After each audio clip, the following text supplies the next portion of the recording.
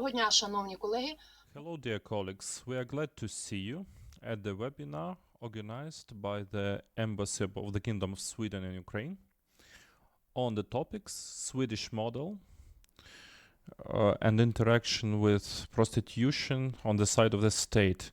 Our introduction word was supposed to be given by the esteemed ambassador in Sweden to Ukraine, Tobias Stiberg. Unfortunately, he will not be able to join us today. After I, in short, give introduction about the situation, I give floor to Mr. Anders Sunesson, Ambassador at Large for Combating Human Trafficking. He will tell you what is Swedish model or equality model for counteraction to prostitution and sexual exploitation, and after that I will give floor to Member of Parliament Marina Bardina and Member of Parliament Svetoslav Jurash. And after that, we will have a discussion and answers to your questions will be given. Your questions can be put into under the broadcast in YouTube in English or in Facebook in Ukrainian. We will receive these questions and, if possible, discuss them. In total, our event will last an hour. Everyone is online now. Hopefully the interpretation is available. The discussion will be in Ukrainian and in English with simultaneous interpretation. Hello again. Hopefully everyone who is supposed to be here is already here. We are very glad to see you and hear you and read your comments. My name is Maria Dmitrieva. I'm gender specialist. I work with the Democracy Development Center. I do the enlightenment work and awareness raising work since 2002. And after our organization since 2018 does awareness raising events and enlightenment events for bodies of local self-government, for the bodies of local executive bodies, for various organizations. What is Swedish model, why is it needed, and why we are interested in adopting it. As we know, the issue of prostitution is controversial about ideas and views. Lately, we often hear about necessity of adoption full legalization laws or removing criminal responsibility for pimping and holding the bordellos. For understanding this situation, we need to understand that in Ukraine, prostitution is not a crime since 2006. So when they say full decriminalization prostitution, they specifically say remove criminal responsibility for pimping. And this goes against the numerous international commitments of Ukraine. First of all, the CEDAW Convention, where this Article 6 says that countries need to take actions to counteract prostitution. Other international documents, in particular the Charter of Basic Rights of the European Union, which includes gender equality. For this charter, European Parliament adopted 2014 resolution that directly says that sexual exploitation, prostitution is against the idea of equality.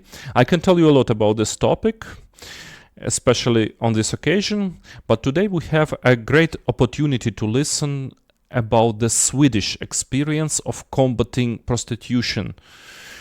And we will hear it from the person who actively does this on international arena last years. He already visited Ukraine. This is Mr. Anders Sunesson, Ambassador at Large of the Kingdom of Sweden for Combating Human Trafficking. He was supposed to come here in person, but due to quarantine, unfortunately, this is delayed. So we communicate via the internet. Please, Mr. Anders, tell us.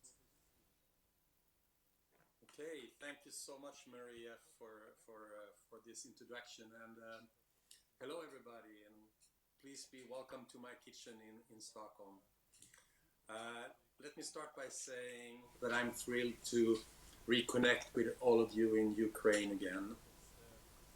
Some of you might have been present when I visited Ukraine or Kiev in June last year and had talks in your parliament with your law enforcement agency and so on. And I thought our discussions were very fruitful and that we shared the view that prostitution is bad, both for society and for persons being exploited in the system of prostitution.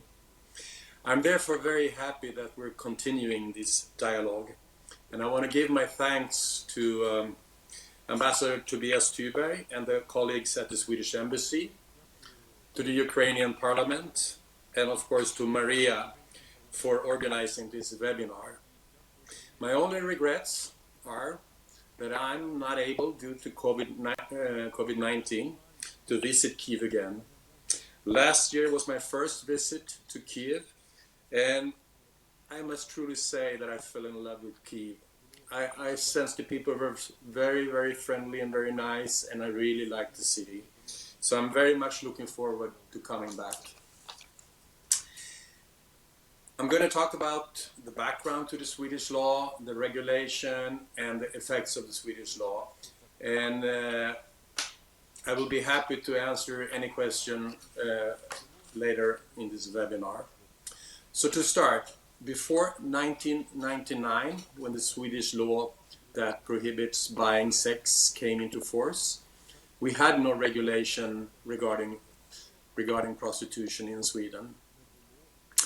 And to be honest, there was not much of a discussion regarding prostitution in the 80s and early 90s, but we had a big discussion about men's violence against women and gender inequality in our society.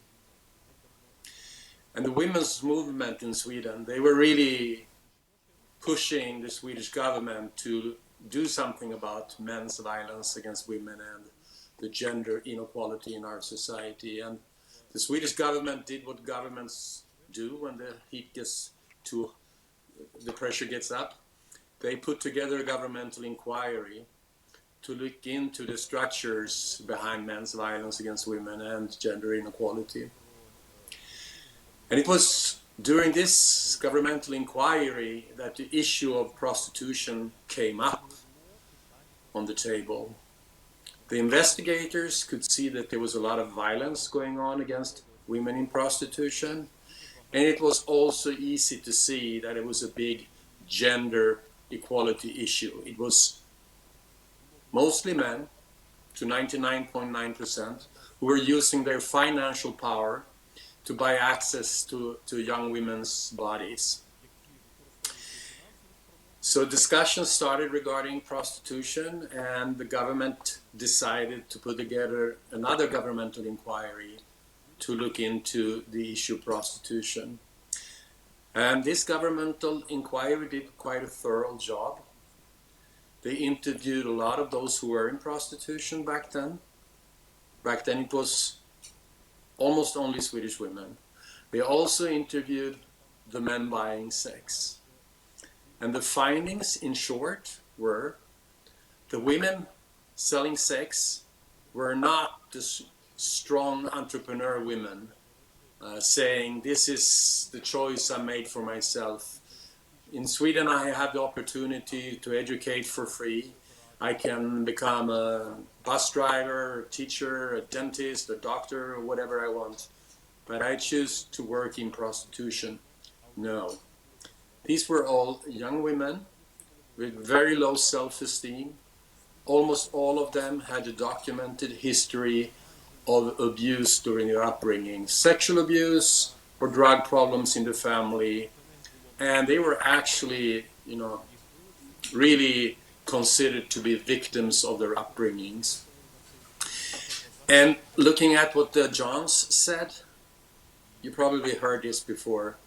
I'm a man, I have my sexual needs, and I don't have a girlfriend, so that's why I'm going to prostitutes, so I can satisfy my sexual needs. Or I like to watch pornos and my wife don't want to do what they do on pornos, that's why I go to prostitutes. And actually I'm doing these girls a favor because I'm paying them and they are just too lazy to get an education, and just doing them a favor.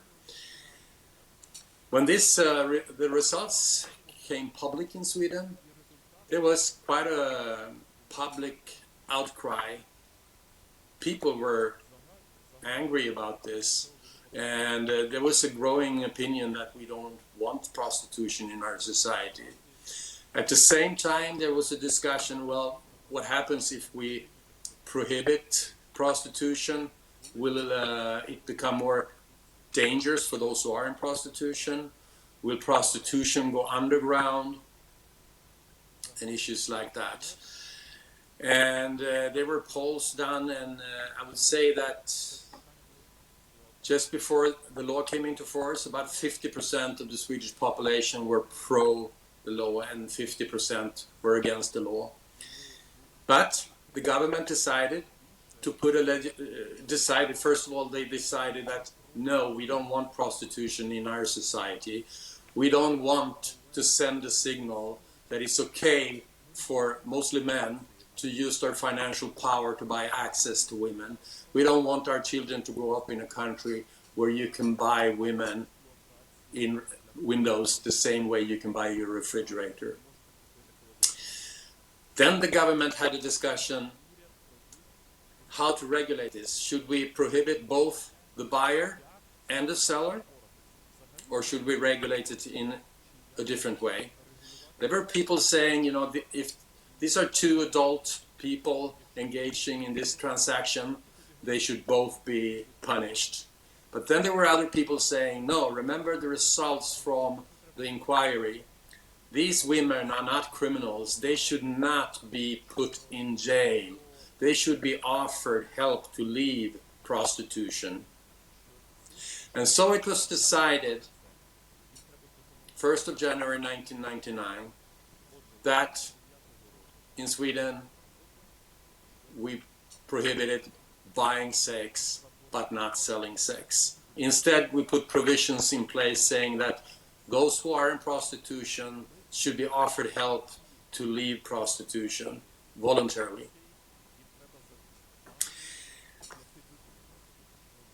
And like I said, there were discussions regarding would this make it more dangerous for those in prostitution, and so on. We evaluated the law several times. The big evaluation was 10 years ago already, so it's getting old, and we're going to do a new one soon, hopefully. But what we could see right away was that street prostitution was cut in half, and it has diminished ever since. Then some people would say, well, this was about the same time as internet grew bigger, and prostitution changed all over the world. It moved indoors, and the ads came on internet. That's true, but we have compared ourselves to neighboring countries, Norway, Denmark. Norway didn't have this legislation back then, and we could see that the prevalence was much higher in those countries than in Sweden. So there are no proof that prostitution moved indoors or went underground. On the contrary, if you talk to Swedish police, they will say, that if you are in the business of selling your body, you need to find customers. And if the customers can find you, the police will find you. And regarding if it became more dangerous for those in prostitution, no, it did not.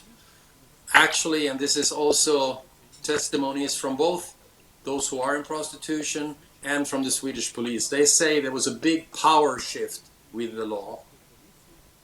Today, if someone buys sex in Sweden, he, and I use he because it's mostly men, is very careful not to draw attention to what he's doing, because if he does, he will get arrested.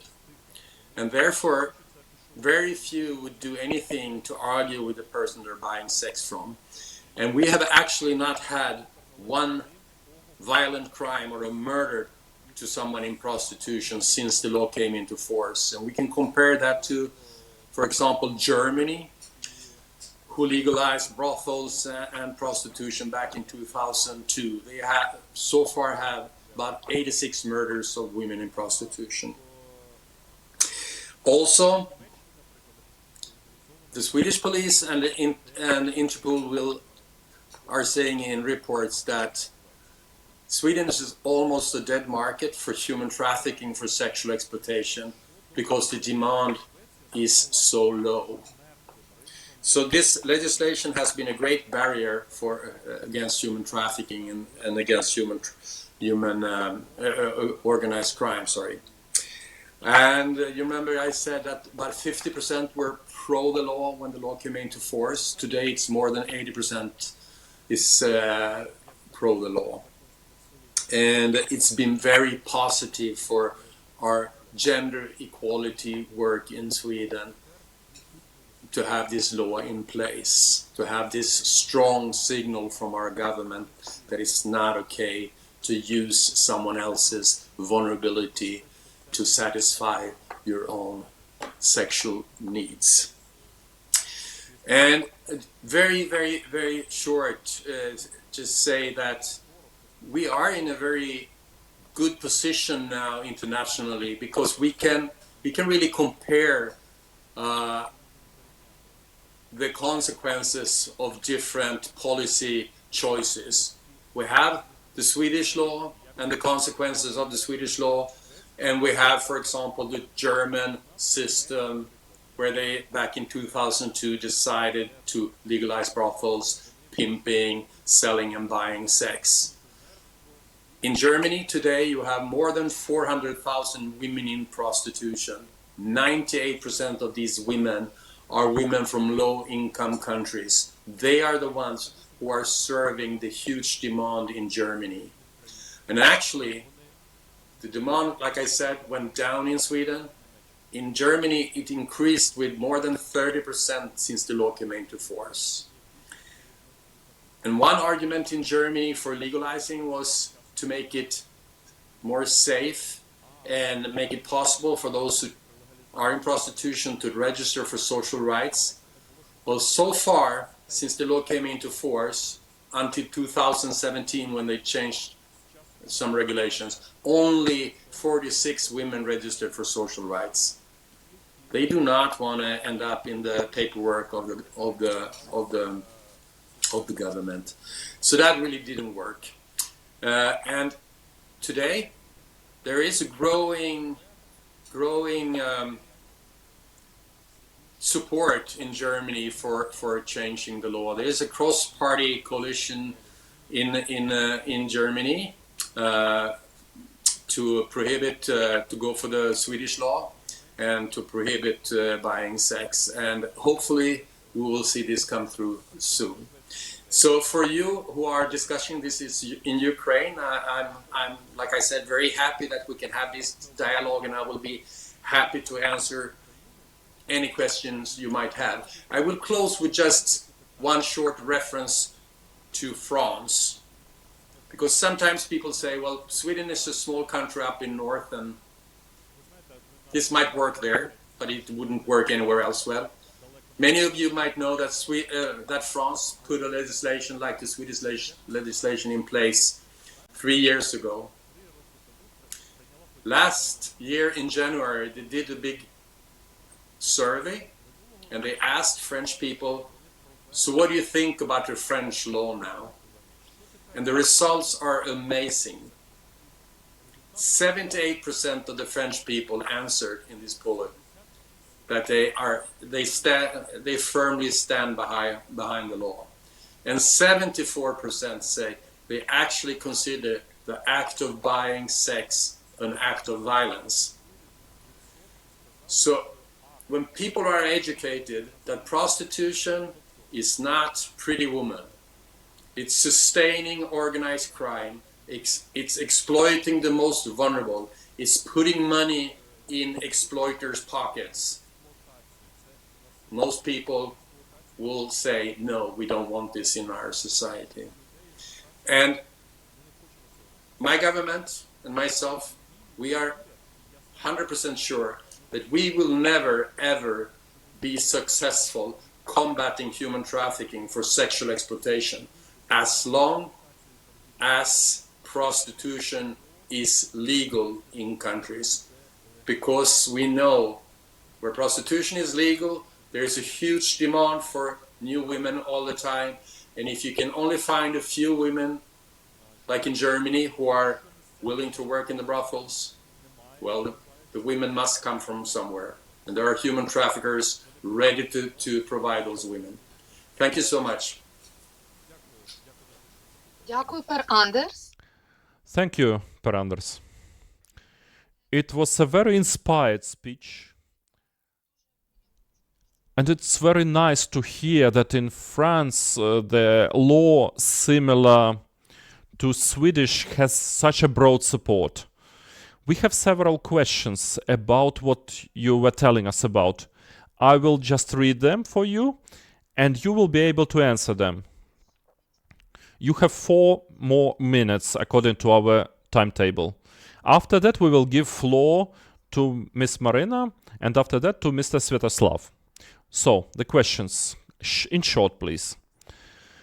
Can you tell more details about the system of coming out of prostitution, exiting prostitution for women and men who want to leave it?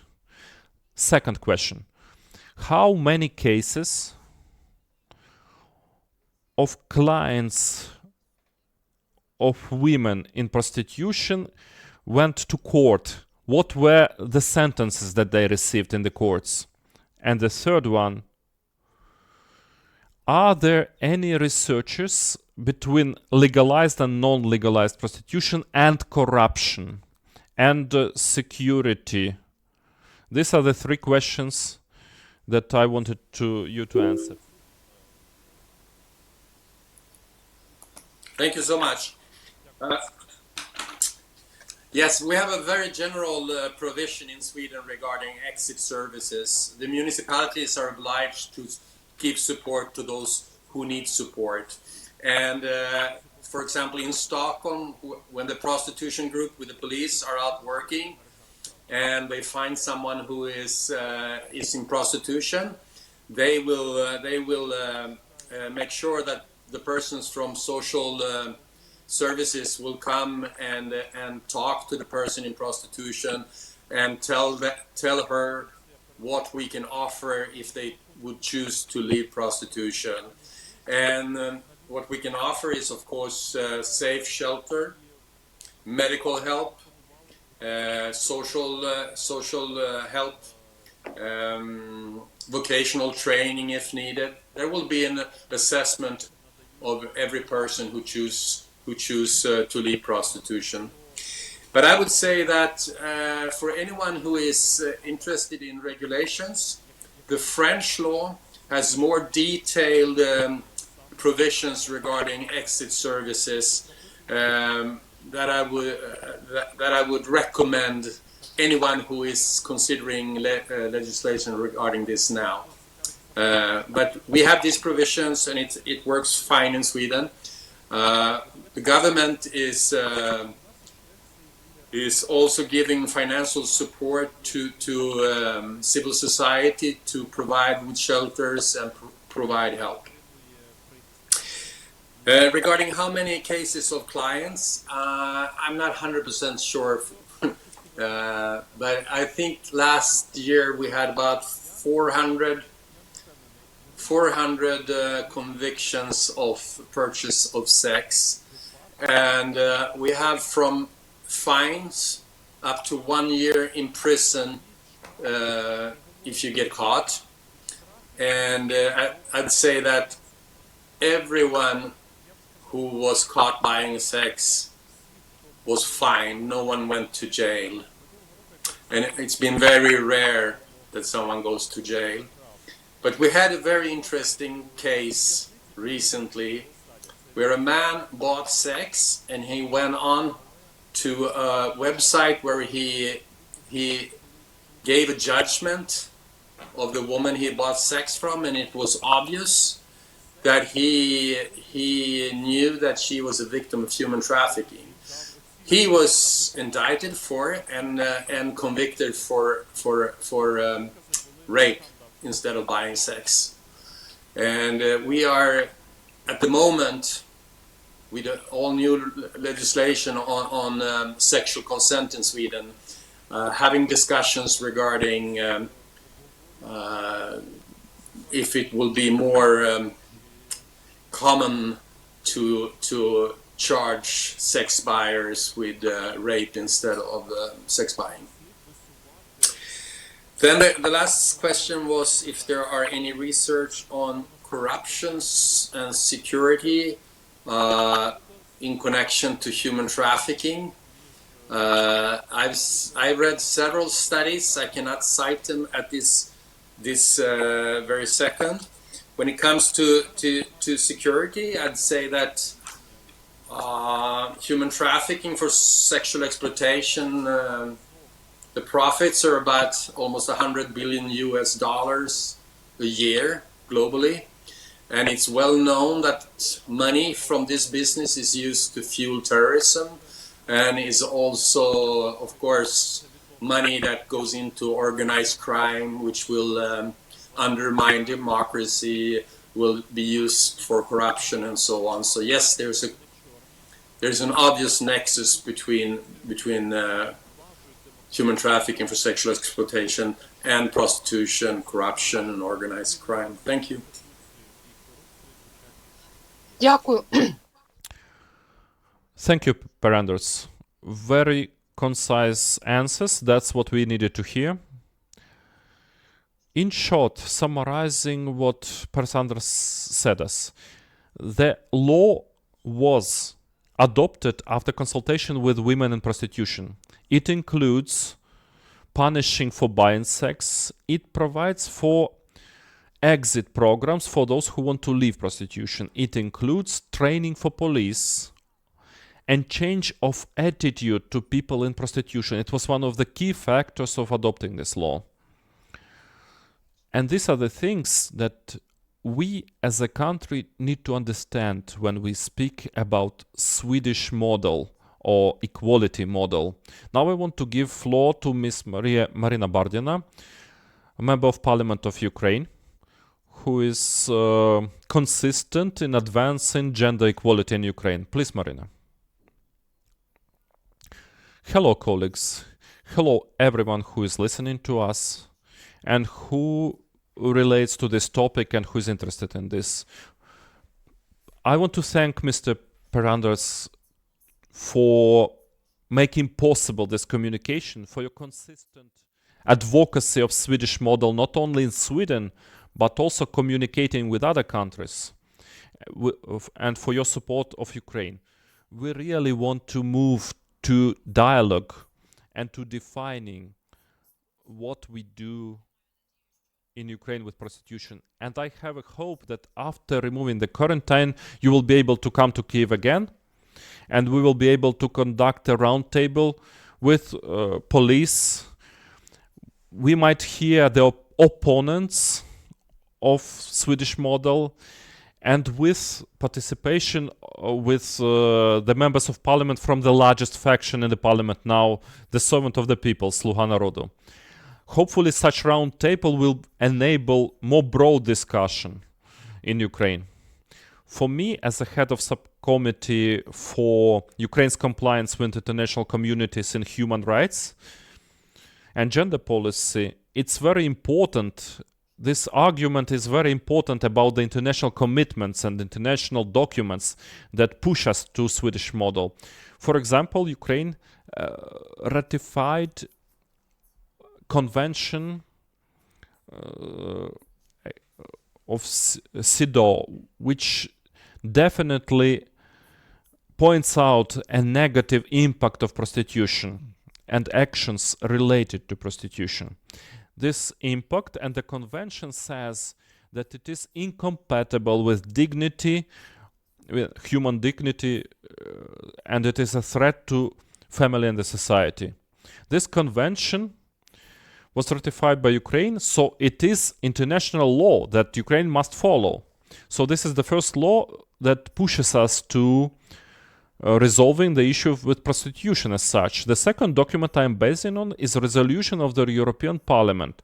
Ukraine also needs to understand and consider these documents, which clearly say that prostitution is the reason and the consequence of gender inequality in Ukraine. And because we try to raise gender equality and representation of women in the policy combating domestic violence, we need to take into account the situation with prostitution in Ukraine. I am a proponent of Swedish model.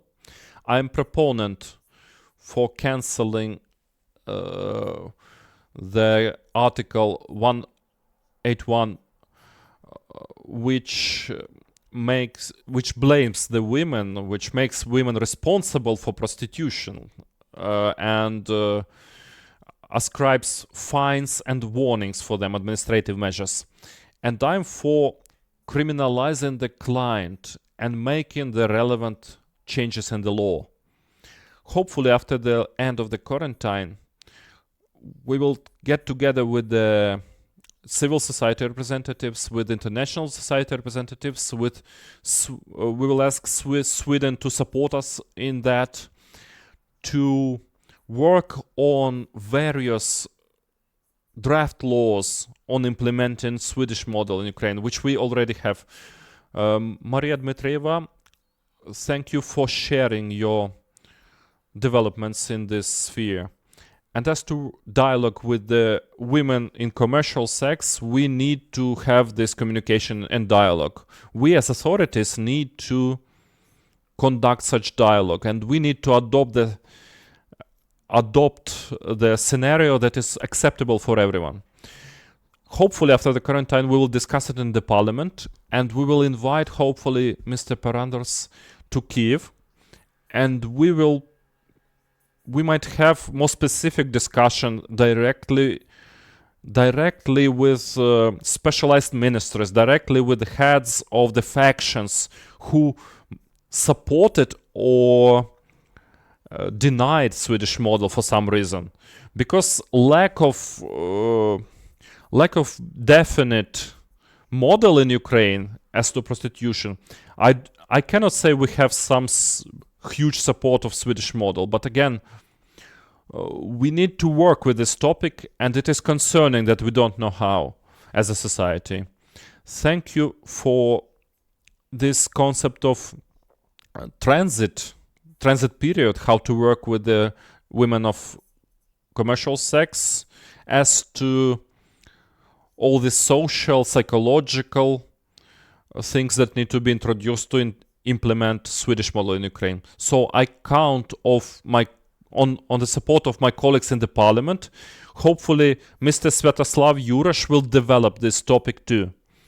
In cooperation with the civil society, hopefully, we will work on the scenario to come to the level where there is some definiteness about what level of support we have in the parliament and in the society in general. And we can move from there. Thank you, Marina. You voiced very important points that we need to remember. Yes, prostitution is closely connected to domestic violence and is one of the worst forms of gender violence. No woman is safe in our country until the society thinks that men are entitled to buying sexual access to bodies of women, men, and children. And it is kind of a right that they have a right to demand from the state.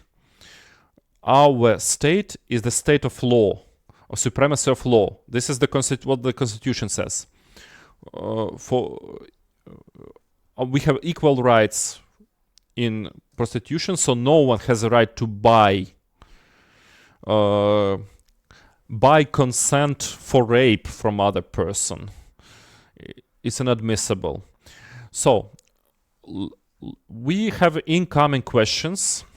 Now we'll listen to Mr. Jurash, and then I will voice the questions that we received. Please, Mr. Sviatoslav. We do not hear you, unfortunately. Please check your microphone. Hello? Can you hear me? Now we can. We agreed to speak English after that. Now we can speak Ukrainian. Okay. Just later. Okay, in short. Thank you very much, Sweden, for a lot of examples. Sweden has a lot of counteraction to surrogacy examples. And surrogacy is now a hot topic in Ukraine. So,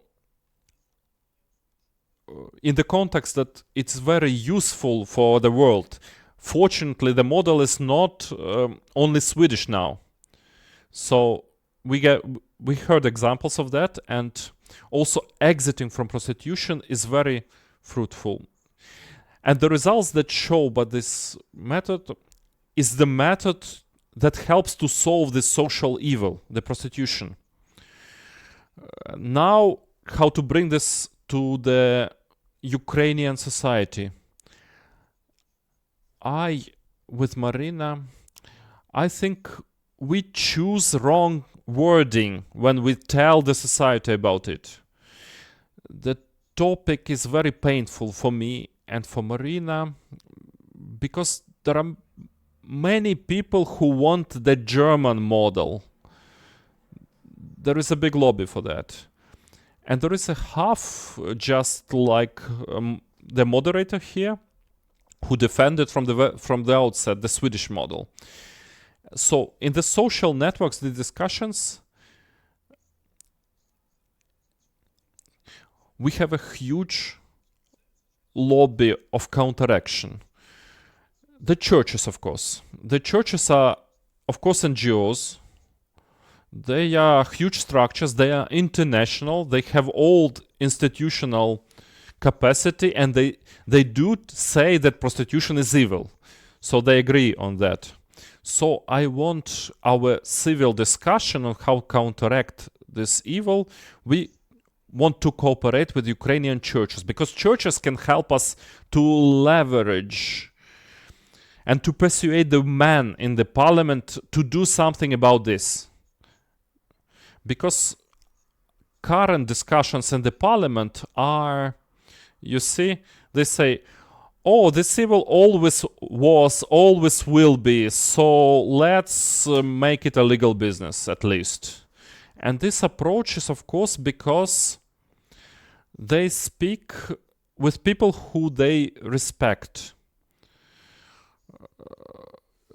Unfortunately, churches are not spoken with in the context of Swedish model. I understand that conservative circles, what we have de facto ban on the prostitution which doesn't work. That's what we have.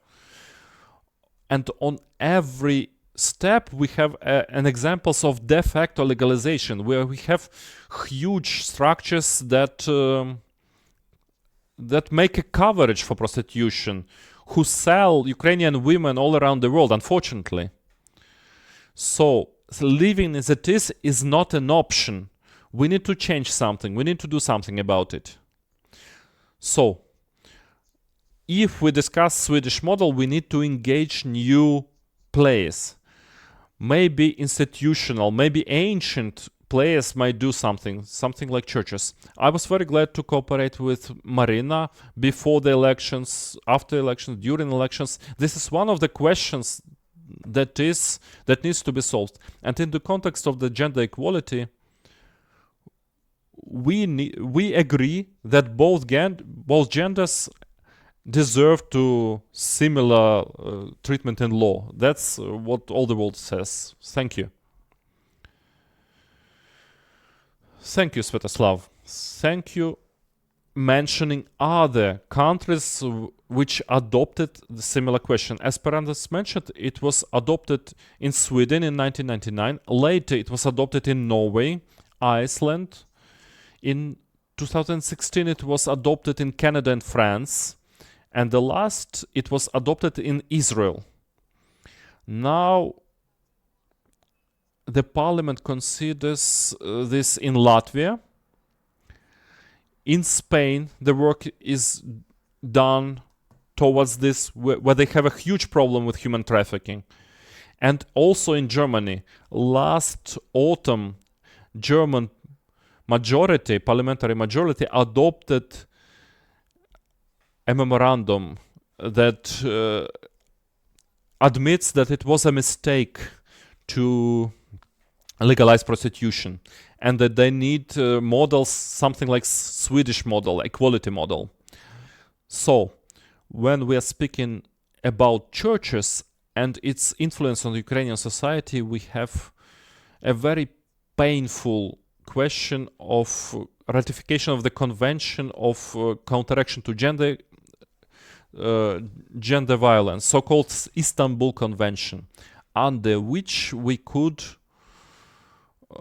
write in the law programs of exit from the prostitution. Because one thing is we adopt punishment for the clients, but women are not remaining in prostitution not because of their choice.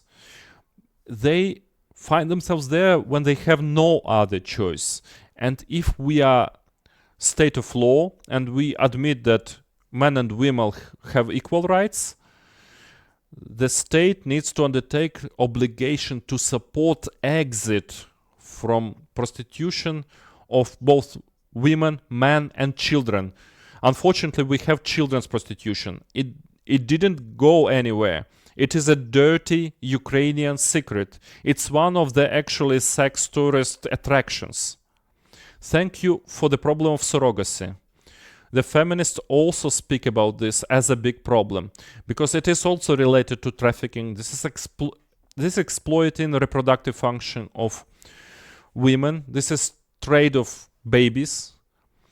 And all this pornography, prostitution, surrogacy, all this complex of problems needs intervention from the state and of the civil society actors, and also other players. Now we have opportunity to transit to the discussion. Before we go there, some of the questions that were asked, 2 questions to Mr. Peranders. I will read them.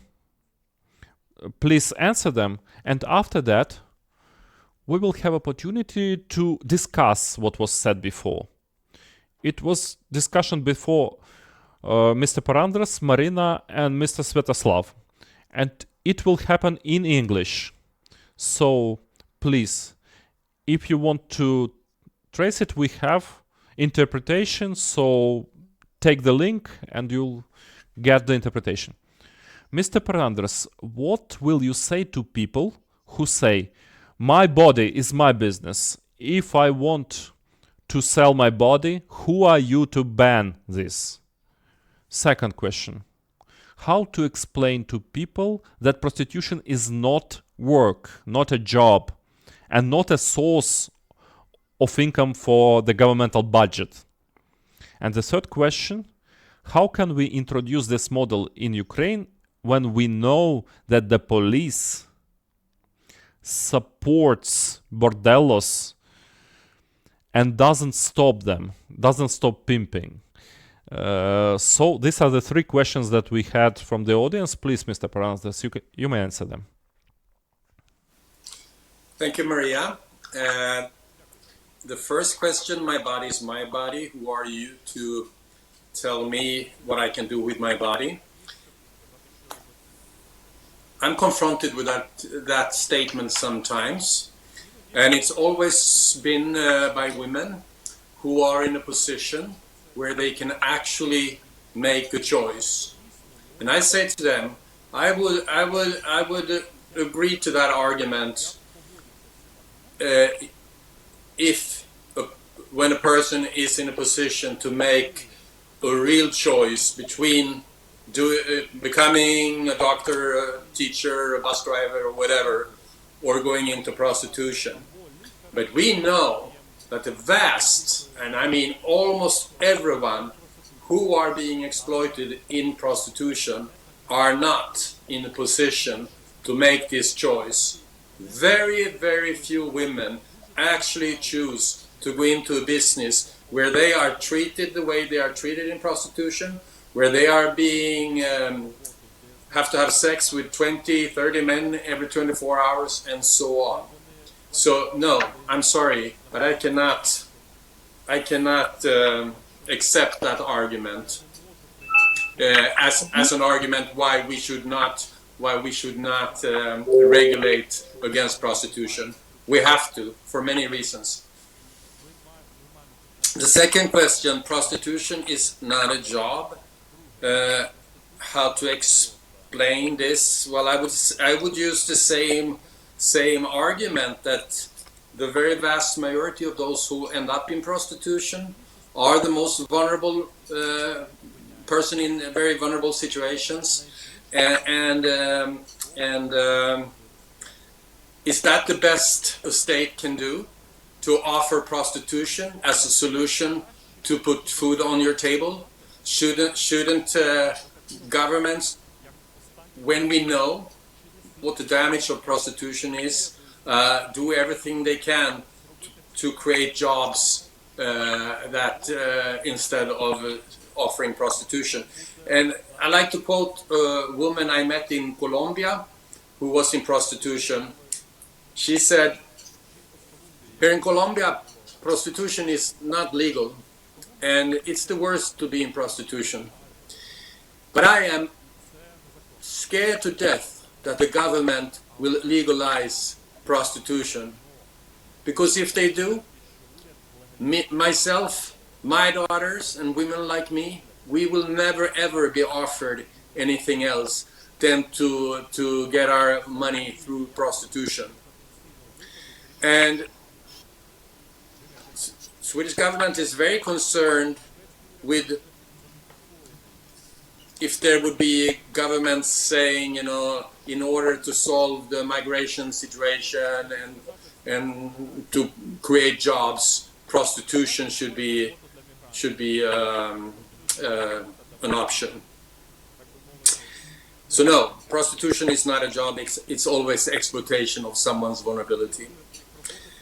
How to introduce this in Ukraine? Well, I'm not an expert on Ukraine, but of course it's essential to have the law enforcement on board. You have to do a lot of education. We did in Sweden. There were quite a few, both prosecutors, judges, police officers, who did not agree with the Swedish government when we put this law in place. But we put a lot of resources into training law enforcement. We also put the issue of gender equality and prostitution in the curriculum of schools, and we did a lot of awareness raising regarding what is prostitution. So I'd say what you are doing in Ukraine now, to have this discussion, to make it more public, to involve people and let them know that it's not Pretty Woman, it's exploitation. That will, you know, by teaching people, I'm convinced that it will be easier to introduce this. До суспільства в цілому, я гадаю. Отже, тепер ми переходимо на англійську, і я даю слово пані Марині та Святославу.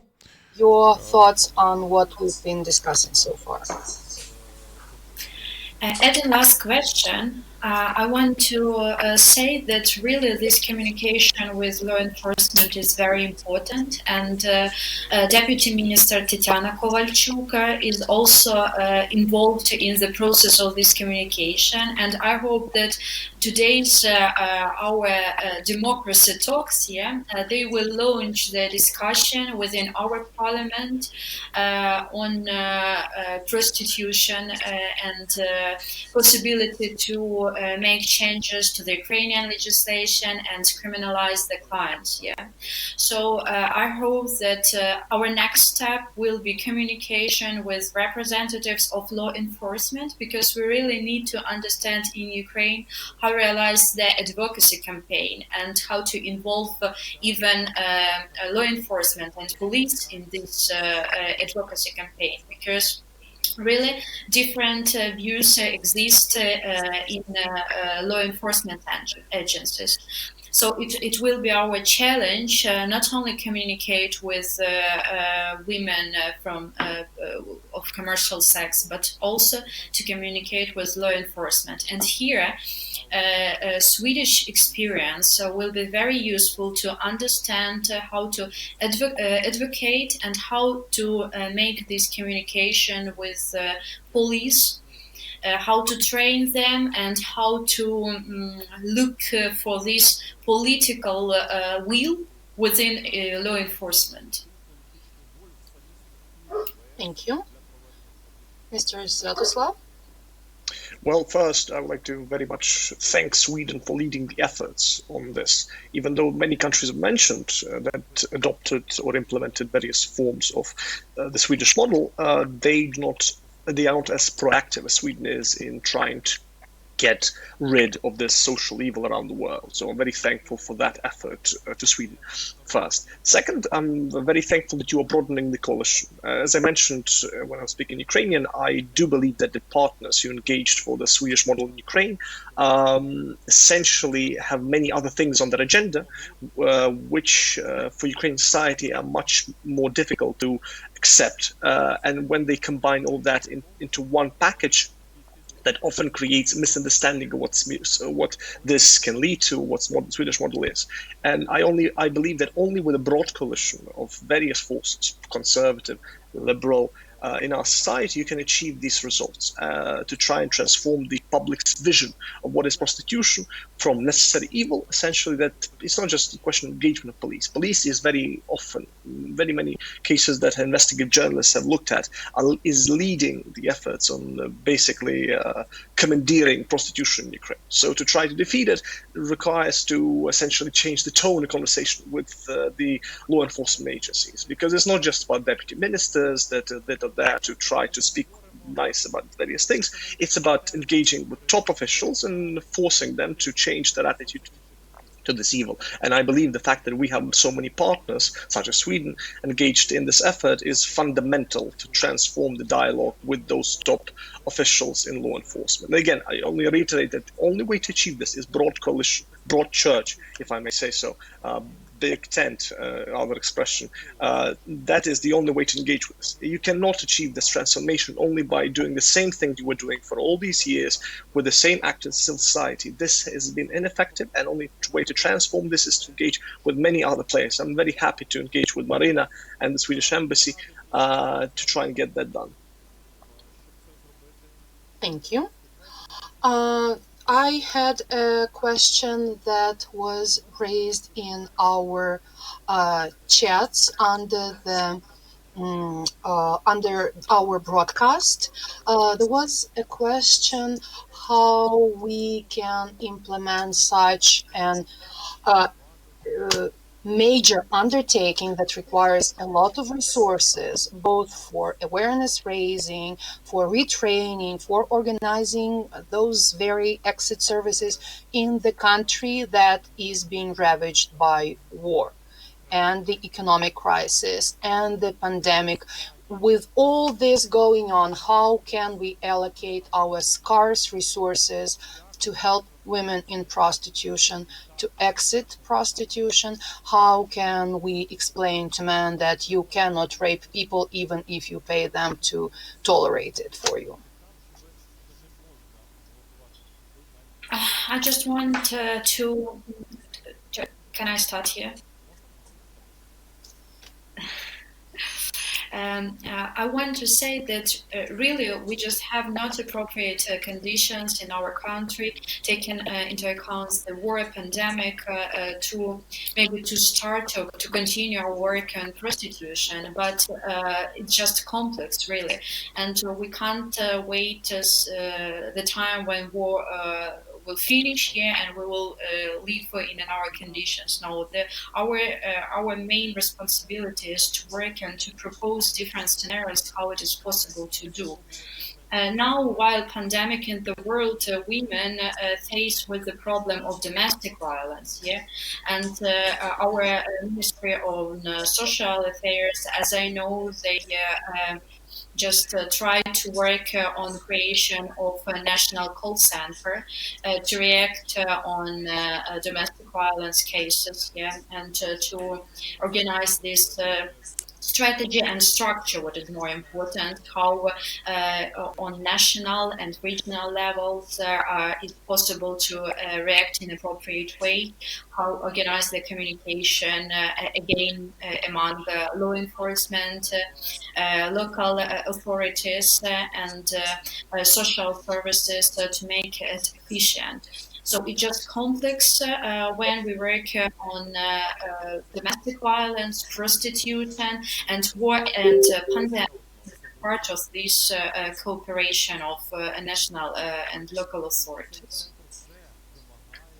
Thank you. Anders, you wanted to add something? Yeah, sure, please do. Yeah, just a short comment on the costs for a country to put exit services in place. There was a big discussion about this in France when they were debating if they should go for the Swedish law. And there was a big cost plus survey done that is published on CAP International's website, which shows that the government actually benefits. They will make money prohibiting prostitution, because prostitution, organized crime, medicals, all the things that comes with prostitution is more expensive than actually putting this in place. So it's a good survey to study. Yeah. Mm-hmm. Thank you. Mr. Yaroslav, Sviatoslav, you raised your hand. You wanted to say something? Yes, I wanted to add on the importance of engaging various organization of women in this effort. I mean, I hope that partners of mine, women's organization, this Silver Rose, is engaged in this conversation, for example, which essentially is focused on exactly establishing models to try and disentangle women from this horrible trade. And only through that effort you can get results by women taking lead on this and trying to disestablish these myths that this is just a profession and all that. And I'm very happy that actually as far as both conservative women's organization and liberal women's organization in Ukraine are all united on this effort. And I hope, as in parliament, on social level, on civil society level, we can try and create infrastructure which can help women leave this abominable trade. Thank you. We are almost done here. I would now ask each of you to say your conclusion and your goodbyes, and in 2 minutes our webinar will be over. For Anders, would you start, please? Thank you so much, and once again, thank you for organizing this. I think it's very good that we're having these discussions, and we were actually planning to meet in Kiev, like it's already been said, and we were planning to do this together with France and together with Israel, who always also have this legislation.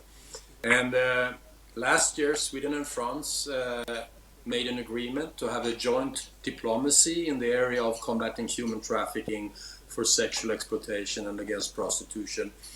And our common understanding between our countries is, like I said before, that we will never be successful combating human trafficking for sexual exploitation as long as prostitution is legal. And our agreement between our two countries, we would be happy to invite Ukraine to be part of this agreement. Would you choose to go this way with the legislation? It would be great to join up with Ukraine, and maybe also with Israel and other countries. Thank you. We are really grateful for this support from Swedish embassy and hope to continue with these talks to start our cooperation, further cooperation on prostitution, on realization of Swedish model in Ukraine. I hope that all together we will be able to organize this public campaign to inform our society with the importance of Swedish model in case of prostitution in Ukraine.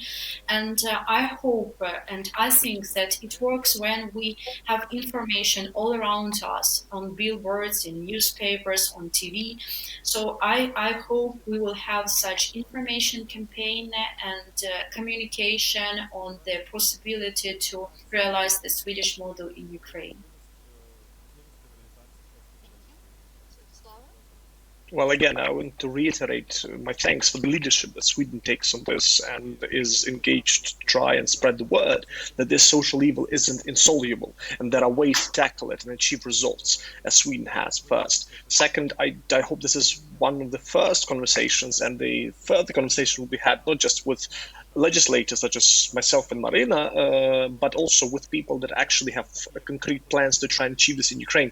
And there are many actors in this regard, both from the left and from the right, the conservatives and the liberals. And I hope Sweden continues to bring them all together to try and craft concrete plans to get rid of this evil in Ukraine.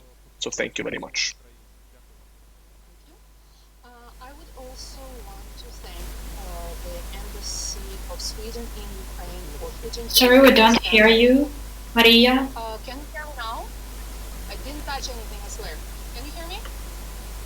Yes, Very but very, very badly. Am I back? Am I back? Can you hear me? Yes, but very No? quietly. Yeah, great. So I want to thank the Swedish Embassy for putting together this event and inviting others to join us. And I hope we will meet again in person after the quarantine is over and the pandemic subsides. And I want to thank both Marina and Svetoslav for raising this issue in the parliament. We've been, as women's and feminist organizations, working on this topic for a long time. The issue of prostitution was one of the first that feminists raised 200 years ago. For 200 years, we've been working on this issue. And I hope that together we will achieve in this regard something better in Ukraine. Because like with the climate change, we are all in the same boat. If we have the Swedish model adopted and Poland doesn't, or the Czech Republic doesn't, their traffickers will come for our vulnerable, they will come for our disenfranchised, and they will offer them a dream of a pretty woman, like you mentioned, and it will not work. So we have to work on this all together in our country, with our neighbors, with Sweden, with France, with Canada, as the flagships of gender equality in the world. So I hope that we will continue this conversation. And thank you very much for participating, for listening, for commenting, and we will be in touch. Thank you and goodbye. Thank you.